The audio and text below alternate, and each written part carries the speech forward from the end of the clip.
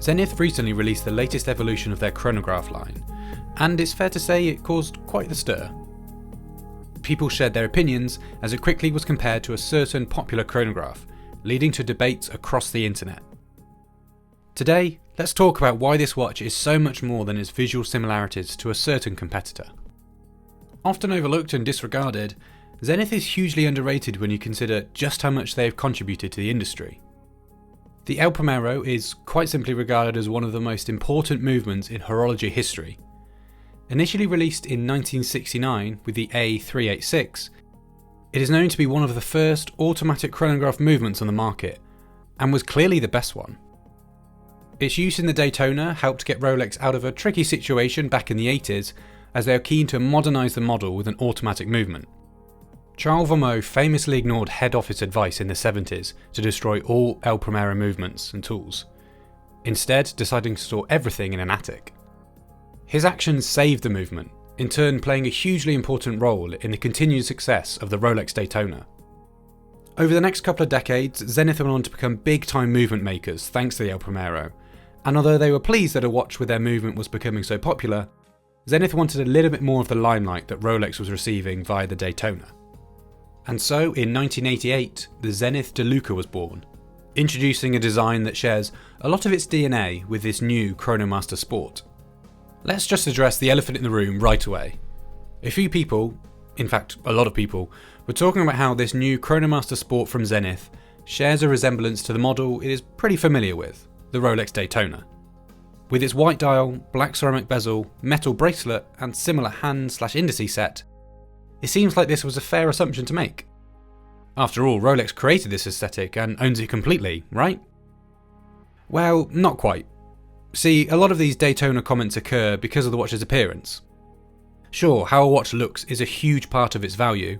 After all, we look at these watches quite a lot during the day. But there's more to it than that.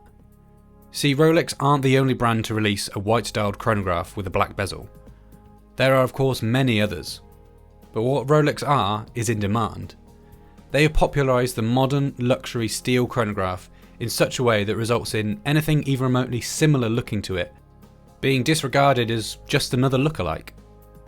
Purchasing a Daytona for £10,500 with your name on the paperwork isn't exactly easy. When something is desirable and in demand, that then becomes number one. There is a noticeable amount of details on this watch that are different to the Daytona, but it seems people are just caught up on the visuals. So then, let's take a look and see just how many other brands offer a stainless steel chronograph with a black bezel on a bracelet. To start with, Omega have their Speedmaster Racing. Tag Heuer have their Carrera Sport chronograph. Bell & Ross with their BR V294 Steel Heritage. Montblanc, well, they offer the Time Walker chronograph. And Breitling with the Super Ocean Heritage. Now, that's just a very small snapshot of what is out there. The point here isn't to shame any of these brands at all. It's more to explain that some watches deserve to be explored in more detail and not just taken on face value. The Zenith Chronomaster Sport we have with us today brings all of the brand's best bits from the past into one thoroughly modern model. Dimensions on the Chronomaster Sport are spot on, with a case diameter of 41mm, a case thickness of 13.6mm, and a lug-to-lug distance of just 46.8mm. The majority of this watch's aesthetic can be attributed to the DeLuca and the brand's desire to modernise such design. The DeLuca was predominantly made up of a stainless steel case, a matching steel bracelet with polished centre links, a chronograph function, pump pushers, a black bezel, and a date window at 4:30. You'll notice that the Chronomaster Sport from Zenith has exactly the same features as the DeLuca, simply updated to ensure the watch is in line with modern expectations. Time to jump into the dial now, and fear not as there is no slowing down on historical references. The first and most obvious nod is via the subdials, as the A38 Sol has been brought through thanks to the matching colour scheme and sizing found on the model. People love talking about date windows, and love it or hate it, Zenith have stuck with the 4:30 position. This might be something that shocks some of you, as balance and symmetry are normally my cup of tea, but I actually love the 4:30 date. I think it works fantastically well, partially because there is enough happening on the dial for it not to stand out. It blends and moulds into the whole ethos of the dial extremely well, and thanks to Zenith's attention to detail, it's ensured it's well proportioned. There are clearly hints and nods at older models here, but make no mistake about it, this is a modern watch. Things start to get exciting when you flip the case back over and we're greeted by the new in-house El Primero automatic caliber 3600. To start with, this is a 1/10 of a second chronograph, meaning that rather than the chronograph hand moving around the dial once every 60 seconds, it actually completes a full rotation in 10 seconds. This is where the bezel comes into play, as you can now accurately time things down to 1/10 of a second. If we dive into those subdials just a little bit more, we can learn even more about the movement, as on the surface of things, it's not exactly that clear what's going on. So, to start with, the 9 o'clock subdial keeps track of running continuous seconds.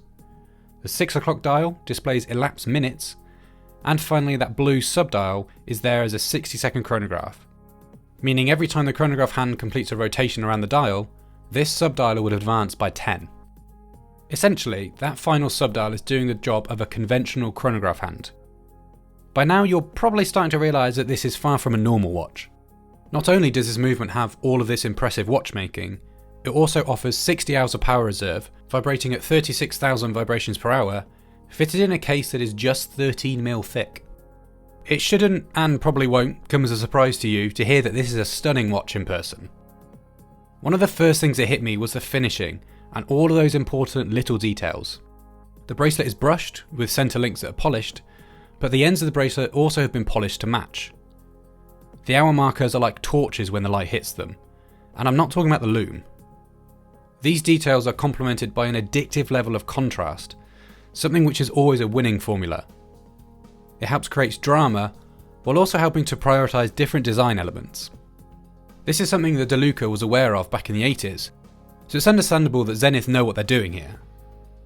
There are actually 3 points of contrast here, from the stark white dial, to the harsh black ceramic, and then those subdials.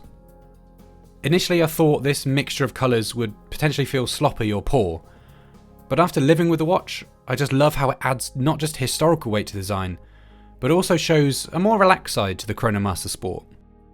The novelty of a 1/10 of a second chronograph simply doesn't wear off, and if you start to think it does, simply turn the watch over and enjoy watching it in action through the display caseback.